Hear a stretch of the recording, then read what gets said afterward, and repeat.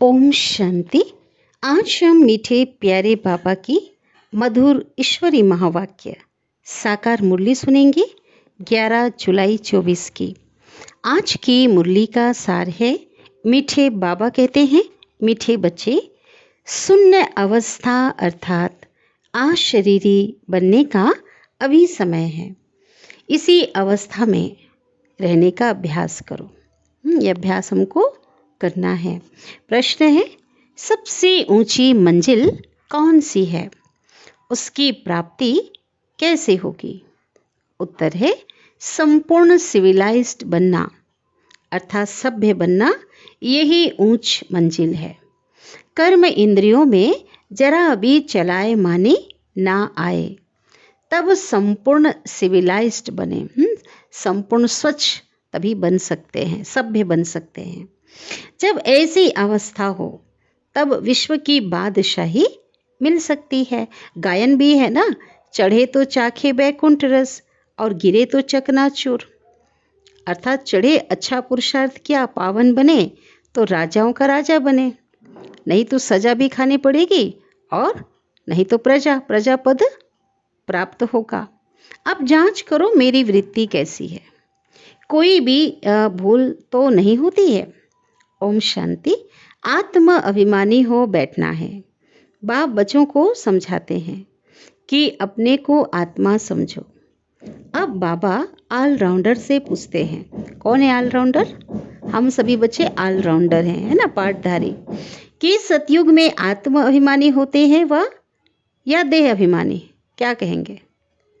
वहाँ तो ऑटोमेटिकली आत्म अभिमानी रहते हैं, घड़ी घड़ी याद करने की दरकार नहीं रहती। संस्कार ही कौन सा है? आत्म अभिमानी का है।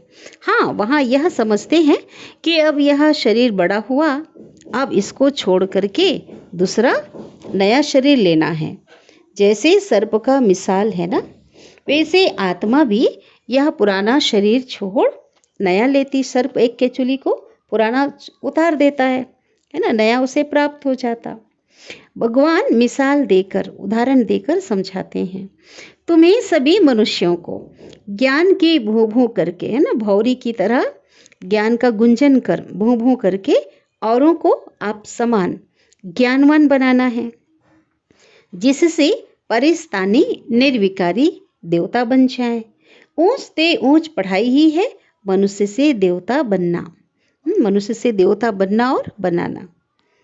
गायन भी है ना, मनुष्य को देवता किए। किसने किया? देवताओं ने तो नहीं किया ना, किसने बनाया? भगवान ही मनुष्य को देवता बनाते हैं। मनुष्य इन बातों को जानते नहीं, तुमसे सब जगह पूछते हैं आपकी एम ऑब्जेक्ट क्या है, पूछते हैं ना। तो क्यों नहीं एम ऑब्जेक्ट की लिखत का एक छोटा जो उद्देश्य है, लक्ष्य है, तो छोटा सा आप लोगों का पर्चा छपा हुआ हो, जो कोई भी पूछे तो उनको पर्चा दे दो, जिससे वह समझ जाए। बाबा ने बहुत अच्छी रीति समझाया है। इस समय यह कलयुगी पतित दुनिया है, जिसमें महान अपरम अपार दुख है। महान अर्थात बहुत ज्यादा।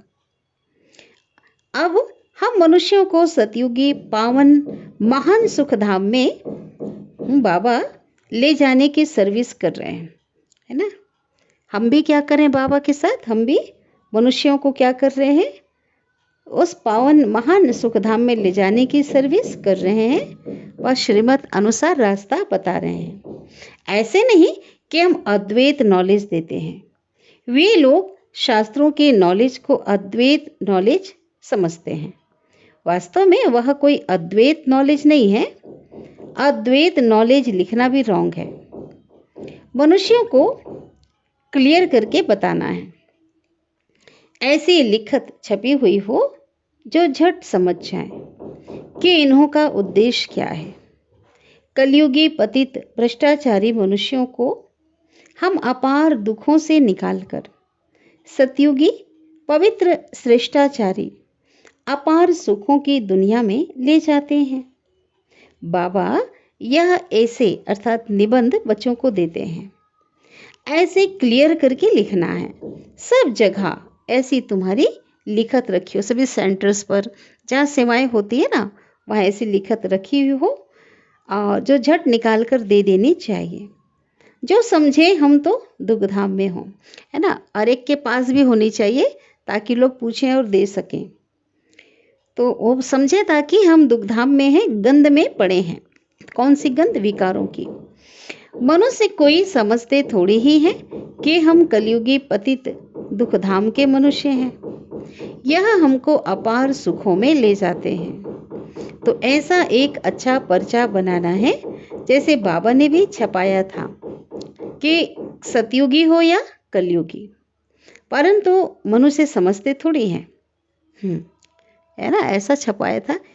रत्नों को भी पत्थर समझ फेंक देते। जैसे बंदर होगा ना, वो भी क्या देगा, और रत्नों को क्या समझेगा, पत्थर समझ कर फेंक देता है।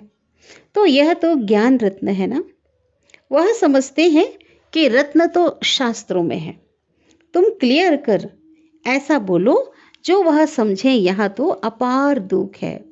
दुखों की लिस्ट भी हो, कम से कम बाबा ने काम दिया है, कम से कम 101 दुख जरूर हो।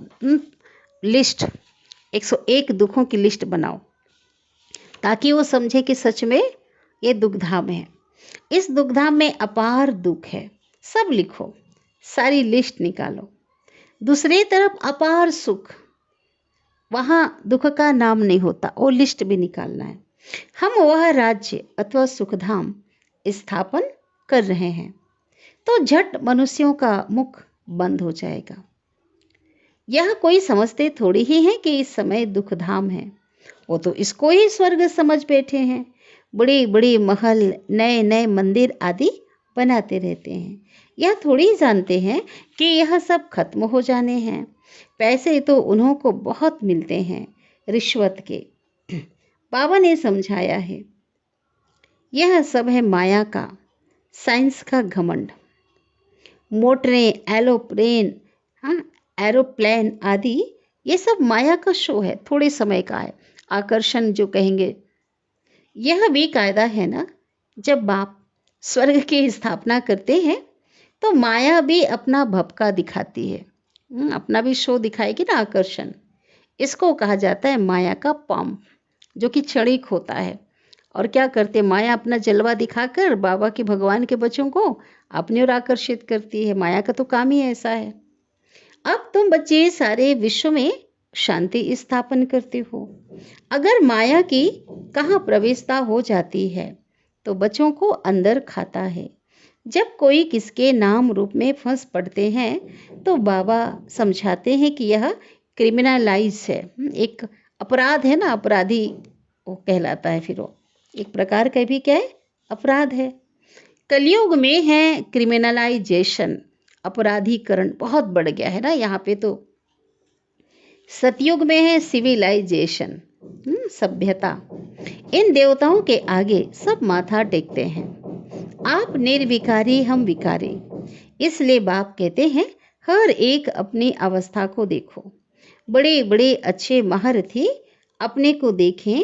हमारी बुद्धि किसके नाम रूप में तो नहीं जाती, किसी के गुण में, किसी के रूप में। फलानी बहुत अच्छी है, यह करें। कुछ अंदर में आता है, बाबा ने चेक करने के लिए कहा। यह तो बाबा जानते हैं। इस समय संपूर्ण सिविलाइज्ड कोई है नहीं, है ना। संपूर्ण पावन कहो, सभ्य जिसको कहेंगे, कोई नहीं। जरा भी चलाए माने चंचलता दृष्टि की हो, मन बुद्धि की हो, बाबा की तो नहीं होना चाहिए। बहुत मेहनत है। कोई विरले ही ऐसे हैं। आंखें कुछ ना कुछ धोखा जरूर देती है। ड्रामा किसकी सिविलाइज्ड जल्दी नहीं बनाएगा। खूब पुरुषार्थ कर अपनी जांच करनी है।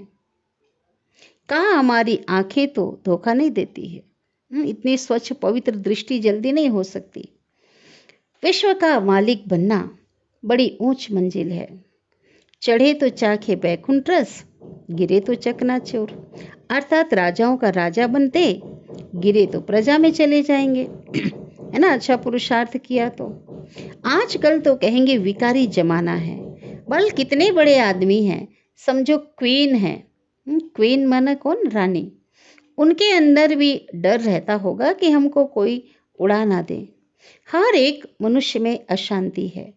कोई कोई बच्चे भी कितनी अशांति फैलाते हैं। तुम शांति स्थापन कर रहे हो। तो पहले तो खुद शांति में रहो, तब दूसरे में भी वह बल भरे। वहाँ तो बड़ा शांति का राज्य चलता है। आंखें सिविल बन जाती, बहुत स्वच्छ, दिव्य सभ्य बन जाती, पवित्र बन जाती। तो बाबा कहते अपनी जांच करो कि आज मुझ आत्मा की वृत्ति कैसी रही। इसमें बहुत मेहनत है, अपनी संभाल रखनी है। बेहद के बाप को भी सच कभी नहीं बताते हैं। कदम कदम पर भूलें होती रहती हैं। थोड़ा भी उस क्रिमिनल दृष्टि से देखा, भूल हुई, फौरन नोट करो। 10-20 भूलें तो रोज करते ही होंगे जब तक अभूल बने। परंतु सच कोई बताते थोड़े ही हैं। देह अभिमानी से तो कुछ न कुछ पाप जरूर होगा, वह अंदर खाता रहेगा। कई तो समझते ही नहीं कि भूल किसको कहते हैं। तो बाबा कह रहे हैं, पूछ रहे हैं, जानवर समझते हैं क्या? जब तुम नहीं समझोगे जानवर समझेंगे क्या? तुम भी इस ज्ञान के पहले बंदर बुद्धि थे।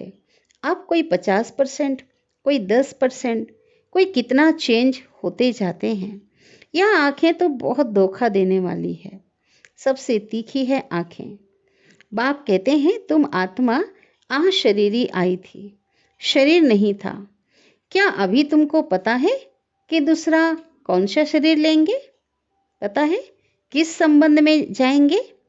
मालूम नहीं पड़ता ना। गर्भ में सुन्न ही सुन्न रहते हैं। आत्मा बिल्कुल ही सुन्न हो जाती है। जब शरीर बड़ा हो तब पता पड़े।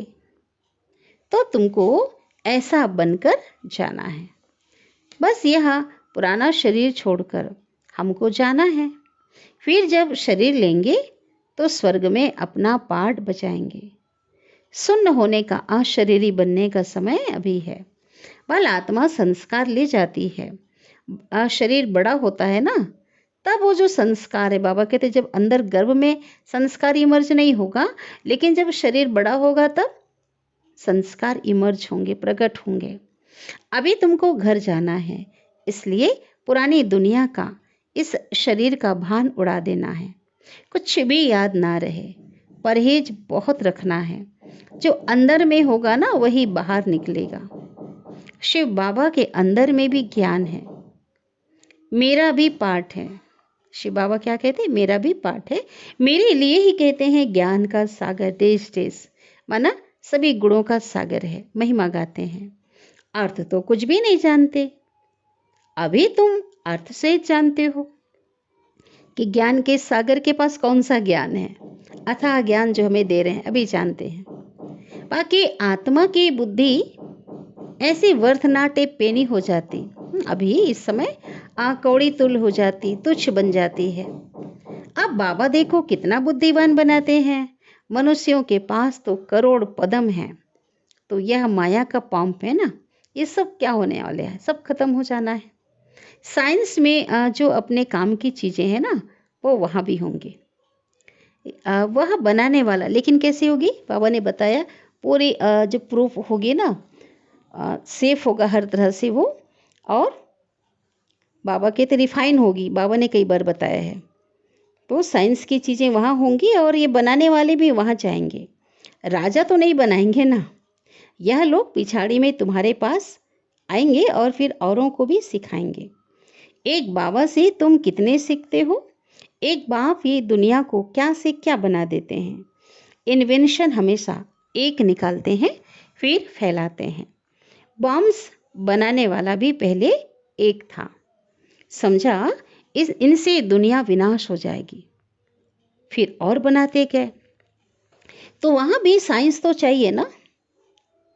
साइंस बाबा कहते टाइम पड़ा हुआ है, सीख कर होशियार हो जाएंगे। बाप की पहचान मिल गई, फिर स्वर्ग में आकर नौकर चाकर बनेंगे। जो बनाने वाले हैं ना, बाबा कहते साइंस के जो बनाने वाले साइंटिस्ट हैं, वो भी ज्ञान लेंगे, पहचान मिल गई, वहाँ जा कर के है ना क्या करेंगे? भले कम पद होगा लेकिन वो काम करेंगे। वहाँ सब सुख की बातें होती है। जो सुखधाम में था वो फिर से होगा। वहाँ कोई रोग माना बीमारी दुख की बात तो होती ही नहीं। यहाँ तो देखो अपरम अपार दुख है और वहाँ अपरम अपार सुख है। अभी हम यह स्थापन कर रहे हैं, दुख करता सुख करता एक ही बाप ही है। पहले तो खुद की भी ऐसी अवस्था चाहिए, सिर्फ पंडिताई नहीं चाहिए, है ना, खाली ज्ञान कथा सुना दिया, है ना, धारण नहीं किया, ये नहीं चाहिए। ऐसी एक पंडित की कथा है ना, सबको बोला राम नाम कहने से नदी से पार हो जाएंगे, और क्या हुआ, राम नाम सबने लिया और नदी से पार हो गए, वो खुद भूल गया और डूब गया। तो इस समय की बात है, तुम बाप की याद से विषय सागर से क्षीर सागर में चले जाते हो। माना बाबा कहते औरों को तुम बोलो कि बाबा को याद करो और खुद भूल जाओ, ऐसा नहीं करना है। यहाँ तुम बच्चों की अवस्था बड़ी अच्छी चाहिए, योग बल नहीं है, क्रिमिनल आइज्ड है, तो उनका तीर नहीं लग सकता। अगर जरा भी अपराधी अंदर में अपराध है, कोई अवगुण है, बुराइयां हैं, उनका तीर नहीं लग सकता। आंखें सिविल होनी चाहिए। बाप की याद में रह किसको भी ज्ञान देंगे तो तीर लग जाएगा। ज्ञान तलवार में योग का जौहर चाहिए ना। नॉलेज से धन की कमाई होती है, पढ़ाई से धन की कमाई। ताकत किस में है? ताकत है याद की। बहुत बच्चे ऐसे हैं जो बिल्कुल ही याद नहीं करते, जानते ही नहीं। बाबा कहते हैं मनुष्यों को समझाना है कि यह है दुखधाम, सतयुग है सुखधाम।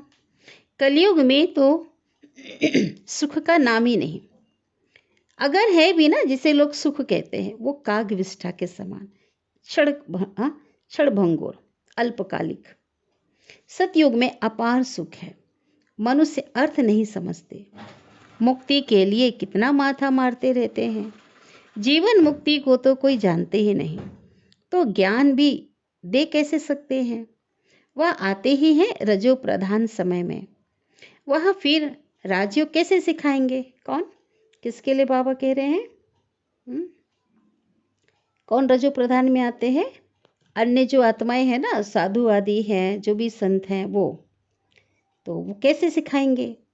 यहाँ तो सुख है ना, काग विष्ठा समान। यहाँ का सुख कैसा है? काग विष्ठा के समान। राजयोग से क्या हुआ था यह भी नहीं जानते। तुम बच्चे जानते हो, यह भी सब ड्रामा चल रहा है। अखबार में तुम्हारी निंदा लिखते हैं, उस समय बहुत अखबार में ग्लानि की बातें होती थी, बहुत निंदा लिखते थे, संस्था के बारे में उल्टी पुल्टी बातें छपती थी। तो बाबा कहते ये तो होना ही है। अबलाओं पर किस्म किस्म के सितम आते हैं। दुनिया में अनेक दुख हैं, अभी कोई सुख थोड़े ही है। भल कितना भी बड़ा साहूकार है, बहुत अमीर है, बीमार हुआ, अंधा हुआ, तो दुख तो होता है ना। तो बाबा ने आज कितना कहा, दुखों की लिस्ट में सब लिखो। 101 दुखों की लिस्ट बनाने के लिए कहा। रावण राज्य कलयुग के अंत में ये सब बातें हैं। सतयुग में दुख की तो एक भी बात होती नहीं। सतयुग तो होकर गया है ना, अभी है संगम युग। बाप भी संगम पर ही आते हैं। अभी तुम जानते हो 5000 वर्ष में हम क्या क्या जन्म लेते हैं, है ना, कैसे वर्णों के द्वारा कैसे नीचे उतरे, कितने कितने जन्म लिया, क्या क्या लिया, कैसे सुख से फिर दुख में आते हैं। जिनको सारा ज्ञान बुद्धि में है, धारणा है, वह समझ सकते हैं। बाप तुम बच्चों की झोली भरते, किससे भरते? ज्ञान से भरते हैं। गायन भी है ना, धन दिए धन ना खुटे। बाबा हमें ऐसा अविनाशी ज्ञान धन देते हैं जो जितना भी बांटो खत्म होने वाला नहीं है। धन दान नहीं करते तो गोया उनके पास है ही नहीं, तो फिर मिलेगा भी नहीं। ज्ञान धन की बात है, हिसाब है ना, देते ही नहीं तो मिलेगा कहाँ से, वृद्धि कहाँ से होगी। यह सब अविनाशी ज्ञान रत्न है। नंबरवार तो हर बात में होते हैं ना, तो यहाँ भी कैसा है, हर की बुद्धि में एक जैसा ज्ञान नहीं होगा, एक जैसा धन, ज्ञान धन का दान नहीं करेंगे, नंबरवार है। यह भी तुम्हारी रूहानी सेना है। कोई रूह जाकर ऊंच पद पाएगी, कोई रूह प्रजा पद पाएगी, जैसे कल्प पहले पाया था। अच्छा, बाप दादा हमें याद प्यार दे रहे हैं। मीठे मीठे सिक्के दे रूहानी बच्चों को नंबरवार पुरुषार्थ अनुसार बाप दादा व माता पिता का दिल व जान सिख व प्रेम से याद प्यार और गुड मॉर्निंग। रूहानी बाप की रूहानी बच्चों को नमस्ते। और हम रूहानी बच्चों की रूहानी माता पिता बाप दादा को याद प्यार गुड मॉर्निंग और नमस्ते। शुक्रिया बाबा, शुक्रिया, आपका दिल से पद्मा पदम गुना शुक्रिया। धारणा के लिए मुख्य सार। पहली पॉइंट, अपनी संभाल करने के लिए कदम कदम पर जांच करनी है कि पहली पॉइंट, आज मुझ आत्मा की वृत्ति कैसी रही। सेकंड बी, आंखें सिविल रही, सभ्य रही, हर एक के प्रति आत्मिक दृष्टि रही। दे अभिमानवश आज कौन सा पाप हुआ। दूसरी पॉइंट है, सेकंड पॉइंट है, बुद्धि में अविनाशी ज्ञान धन धारण कर फिर दान करना है। ज्ञान तलवार में याद का जौहर जरूर भरना है। सदगुरु बाबा वरदान दे रहे हैं, सत्यता की अथॉरिटी को धारण कर सर्व को आकर्षित करने वाले निर्भय और विजयी भव। सत्यता की अथॉरिटी को धारण कर, अधिकार को धारण कर सर्व को आकर्षित करने वाले निर्भय और विजयी भव। विस्तार है, आप बच्चे सत्यता के शक्तिशाली श्रेष्ठ आत्माएं हो। सत्य ज्ञान, सत्य बाप, सत्य प्राप्ति, सत्य याद, सत्य गुण, सत्य शक्तियाँ सब प्राप्त है। इतने बड़ी अथॉरिटी का, अधिकार का नशा रहे तो यह सत्यता की अथॉरिटी हर आत्मा को आकर्षित करेगी। ठीक है। झूठ खंड में भी ऐसी सत्यता की शक्ति वाले विजयी बनते हैं ना। आज की दुनिया में भी इस प्रकार की सत्यता की शक्ति होगी तो उनकी विजय होती है। सत्यता की प्राप्ति खुशी और निर्भयता है। सत्य बोलने वाला निर्भय होगा, उनको कभी भय नहीं हो सकता, कभी किसी से डर नहीं हो सकता। स्लोगन है, वायुमंडल को परिवर्तन करने का साधन है पॉजिटिव संकल्प। सकारात्मक संकल्प और शक्तिशाली वृत्ति। तो कैसे बनाएंगे? पूरी मुरली बाबा का ज्ञान ही क्या है? पॉजिटिव संकल्प है, हमें देता है। ठीक है, तो हमें हर प्रकार से हमारे विचार बहुत शुद्ध रखना है। और जब संकल्प ऐसे होंगे तो वृत्ति भी कैसी होगी? संकल्प श्रेष्ठ होंगे तो वृत्ति भी शक्तिशाली होगी। जब परमात्मा की याद होगी तो वृत्ति भी शक्तिशाली होगी। अच्छा, ओम शांति।